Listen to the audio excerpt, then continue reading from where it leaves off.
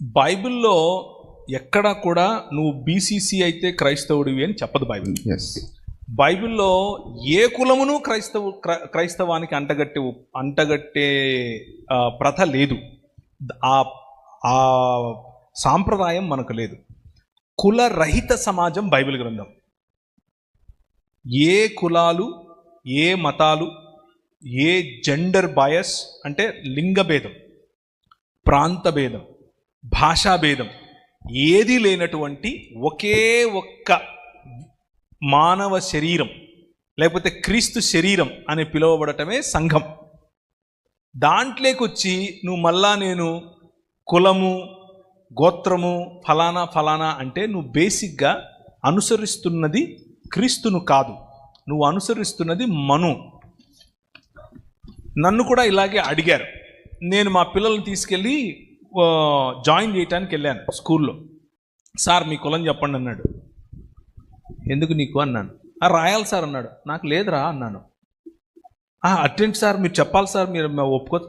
నాకు లేదండి, మీకేంటి ప్రాబ్లము? లేదు సార్ పిల్లలకు చాలా ప్రాబ్లం అవుతుంది సార్ రేపు అన్నాడు. నా పిల్లలకు కదా ప్రాబ్లం, నీకేంటి ప్రాబ్లం? నేను చెప్తున్నాను నాకు కులం లేదని, నువ్వు జనరల్ అని రాయి అక్కడ అన్నాను. సరే సార్ మీ ఇష్టం అన్నాడు. రాశాడు. ప్రతిఘటించడం నేర్చుకోవాలి. తల ఒగ్గేంత వరకు ఈ సిస్టమ్ అనేది అలాగే తల వంచు. అలాగని చెప్పి నేను ఇప్పుడు మైక్ పట్టుకొని మీరెవ్వరు కూడా అందరూ ఇలాగే చేయండి అని నేను చెప్పను. అది మీ వ్యక్తిగత చాయిస్. ఉదాహరణకు భారతదేశంలో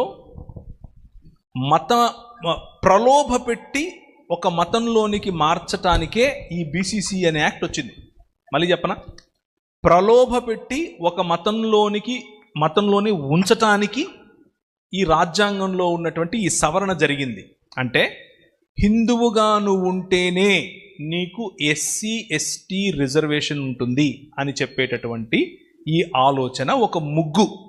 ఆ ముగ్గులో బడుగు బలహీన వర్గాలకు చెందిన వారు క్రైస్తవులవ్వకుండా బలవంతంగా ప్రలోభ పెట్టి గవర్నమెంటే వాళ్లను ఒక మతంలో ఉంచుతోంది. ఓసీలకు మళ్ళీ లేదు, అది ఓసీలు మార్చట్లేదు బీసీసీలో. నేను రిజర్వేషన్స్ గురించి మాత్రమే మాట్లాడుతున్నాను.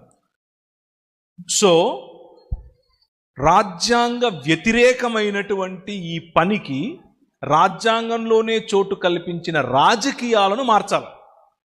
దానికి పోరాటం చేయాలి. జరుగుతోంది పోరాటం, అందులో భాగం అవ్వండి.